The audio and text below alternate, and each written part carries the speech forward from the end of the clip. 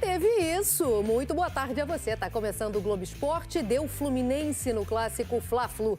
2-0 para respirar um pouquinho, né? Fora da zona de rebaixamento. Já a gente fala disso. Antes, vamos de líder. O Botafogo recebe o Criciúma hoje à noite no Maracanã. A Débora Gares tá lá para falar com a gente. Débora, boa tarde. Seja bem-vinda. Tudo bom, Mari? Muito boa tarde para você e para todo mundo ligadinho com a gente. O Botafogo volta a mandar uma partida de Campeonato Brasileiro aqui no Maracanã depois de 10 anos. E a torcida está empolgada demais. Parte dela chegou agora há pouco aqui ao estádio para começar a decorar o Maracanã para receber os jogadores logo mais. E os ingressos, os mais de 50 mil ingressos destinados à torcida do Botafogo foram esgotados ainda ontem. Certeza, então, de recorde de público do clube hoje à noite nesta temporada. O técnico Arthur Jorge conta com praticamente todo o elenco, incluindo aqueles jogadores que estavam a serviço das respectivas seleções, mas só teve um treino com todos eles, então vai usar esses jogadores dependendo do desgaste de cada um.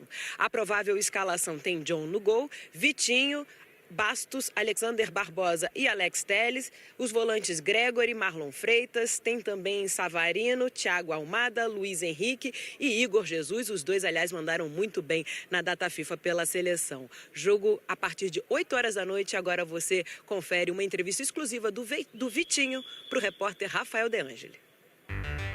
A vida no exterior traz alguns ensinamentos, como, por exemplo, novos idiomas.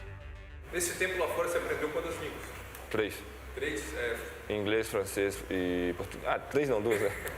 Inglês, francês e português eu falo. O francês ele aprendeu na Bélgica, foram 4 temporadas lá. O inglês ele aprendeu na Inglaterra, foram 2 temporadas lá. Ao todo, 6 anos longe do Brasil. O mineiro Vitinho, que só fez um jogo no profissional do Cruzeiro, lá em 2018, ainda está se readaptando ao país de origem. Mais difícil o clima, com certeza o clima. Eles falam que o sol está me matando aqui. Desacostumei muito com o sol. Na Inglaterra, os dois últimos anos só vivi no tempo nublado, no meio da chuva. Então acho que o clima é a coisa mais difícil e a coisa mais fácil é o grupo. O elenco abraçou mesmo, a comissão técnica também. Vitinho foi apresentado no dia 4 de setembro e no dia 10 estreou contra o Corinthians. Na sequência, disputou as 2 partidas inteiras contra o São Paulo pelas quartas de final da Libertadores. Perdeu um pênalti na decisão, mas deu tudo certo no final. E o Botafogo chegou à semi da Liberta depois de mais de 50 anos. Não teve jeito. Em apenas 5 jogos, ele já faz sucesso com os alvinegros. Eu saio com minha família, eles pedem para tirar foto. Claro, eu paro, tiro foto com todos. A torcida do Botafogo me abraçou de uma forma incrível. Não só pessoalmente, mas na rede social, tudo.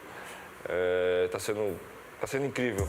O Botafogo investiu cerca de 50 milhões de reais no lateral direito, o que faz Vitinho ser o defensor mais caro contratado pelo futebol nacional na última década. A história de Vitinho é um daqueles casos de jogadores brasileiros formados no país que começam a carreira profissional no exterior. Por isso que só aos 25 anos de idade ele deve fazer a estreia dele no maior palco do futebol nacional. Maracanã, local do jogo de hoje contra o Criciúma. Vitinho até foi relacionado para o clássico contra o Fluminense no mês passado, disputado no estádio, mas não entrou em campo. Eu espero que a gente ganhe o jogo. Se der, eu posso fazer um gol, ajudar o time. Jogar no Maracanã, o principal estádio do nosso país, acho que é uma sensação incrível, é um sonho de criança, então estou muito feliz, espero que a gente saia com a vitória na sexta-feira. Esse fim de semana... Um Fla-Flu cheio de perguntas.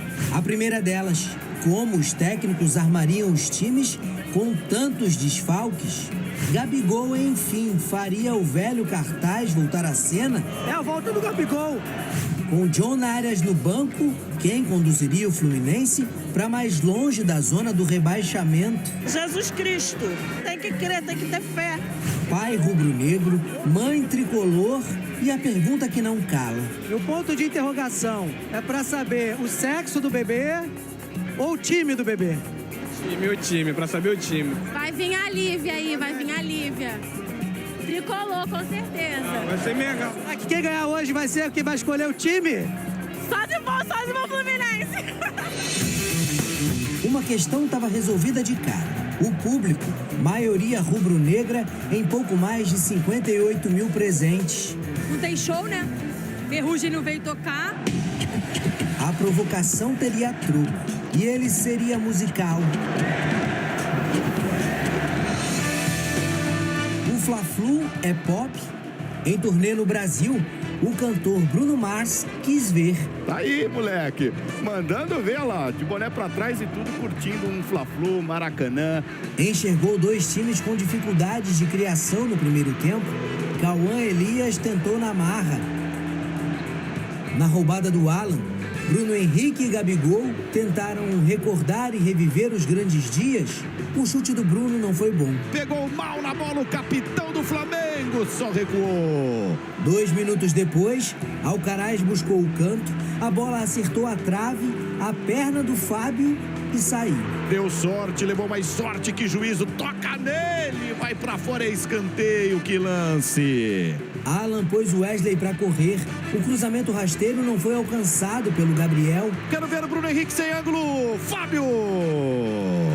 Faltou jeito ao Flamengo, Alcaraz quis cabecear, mas acertou a bola com o ombro. Faltou prudência também.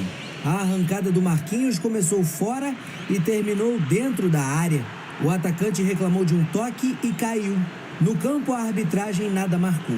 Na revisão do VAR, Rafael Claus deu pênalti de Léo Pereira. Pênalti para o Fluminense no Maracanã. A categoria do Ganso foi parar no braço do Rossi. Defendeu Rossi! Não poderia ter perdido o pênalti, né? Que já nos dava uma vantagem ali para sair pro intervalo já na vantagem do placar. Aconteceu e a gente teve, né, personalidade para continuar o jogo. Havia um segundo tempo inteiro e tudo ficaria mais fácil com o Arias, direto da Colômbia, para brilhar no Maraca. Antes, Ganso e a capacidade de clarear o jogo num único toque. Cheio de classe, ele deixou o Cauã Elias solto para avançar e cruzar. Lima, também de primeira, definiu. Uma jogada genial do Ganso! Ele inicia tudo num toque de calcanhar, desmontar a defesa do Flamengo. Diante de um astro da música, um sucesso seguido de outro. 10 minutos depois do gol, Gabigol foi presa fácil na disputa no meio. A jogada seguiu com Arias e Martinelli até chegar ao Ganso. Nenhum rubro-negro acompanhou Martinelli de perto na linha de fundo. Ficou fácil para ele e pro Arias. Toca aqui, toca ali, não tá mais comigo. Pim, pam, pum, Arias. O Fluminense amplia. E ele ficou fora no primeiro tempo, que a gente acha ele imprescindível. Quando ele entrou, os outros já tinham 45 minutos jogados. Então, minimiza um pouco esse desgaste físico. Deu certo, né? Então tá certo. Felipe Luiz tentou sacudir o Flamengo com Michael e Plata. A cabeçada do Mischa saiu fraquinha. Só recua pro Fábio. Arrascaeta e Alexandro também entraram. Titulares que tentaram, mas não conseguiram mudar o cenário. As cabeçadas de Léo Pereira. Ele subiu de cima para baixo, testou, mas não conferiu. E Lohan foram pouco para um time que prometia muito mais. Às vésperas da semifinal da Copa do Brasil, o Flamengo sofre a primeira derrota sob o comando do Felipe Luiz. O Fluminense se mantém fora da zona do rebaixamento com uma vitória fundamental e saborosa. O tricolor não vencia o rubro-negro havia 1 ano e meio. Dói muito mais desse lado aqui que como jogador. Temos que limpar a cabeça o antes possível para preparar bem esse jogo de domingo que é vital. Sai todo mundo contente por essa importante vitória, mas sabendo que temos na terça outra decisão, como são todas daqui para frente para nós. Em casa, contra o Atlético Paranaense, concorrente direto. Chance para deixar o caminho mais leve e trocar perguntas por certezas. O Flu respirou então, né? E na terça-feira já tem jogo contra o Atlético Paranaense. E no Flamengo, o Alcaraz acabou de ser punido com 4 jogos de suspensão por causa daquele cartão vermelho contra o Corinthians. Vai cumprir no Brasileirão. E domingo vale vaga na final da Copa do Brasil, em Flamengo e Corinthians, ao vivo na Globo, às 4 da tarde. Muito obrigada. Filipe Luís assume erro e explica intenção ao escalar Léo Ortiz como volante em Flamengo x Fluminense. Na derrota do Flamengo para o Fluminense, nessa quinta-feira, 17, Léo Ortiz iniciou a partida como titular, mas como volante. Apesar de anteriormente já ter entregado boas atuações na função, Filipe Luís assume que deveria ter ajustado melhor o posicionamento do camisa 3 no clássico. Como falei na entrevista que a gente venceu, nós temos zagueiros de seleção brasileira. Não só o Léo Ortiz e o Fabrício, Bruno, mas o Léo Pereira poderia perfeitamente e o David Luiz foi muitos anos da seleção brasileira. Imaginei um jogo hoje que uma entrada do Léo na construção me daria uma melhor saída de jogo nessa posição, e eu conseguiria romper a pressão do Fluminense. Iniciou em entrevista coletiva pós-jogo. Nesse primeiro bloco alto que eles fazem, pelos jogos que a gente estudou. Claro que faltou ajustar um pouco mais a posição dele. Talvez ele não estivesse posicionado do jeito que eu gostaria que ele estivesse. Acabou que não deu certo, completou. A responsabilidade é toda minha. Se tivesse sido determinante na área, estaríamos falando que teria dado certo. Não deu certo, e eu assumo a responsabilidade dessa decisão. O Léo é fundamental para mim, importantíssimo, assim como é o Fabrício. Eu quero que eles compitam porque vão crescer. Vou ver quem vai estar melhor para começar no domingo, disse Filipe Luís. Se você assistiu o vídeo até aqui, deixe sua opinião nos comentários e se inscreva em nosso canal.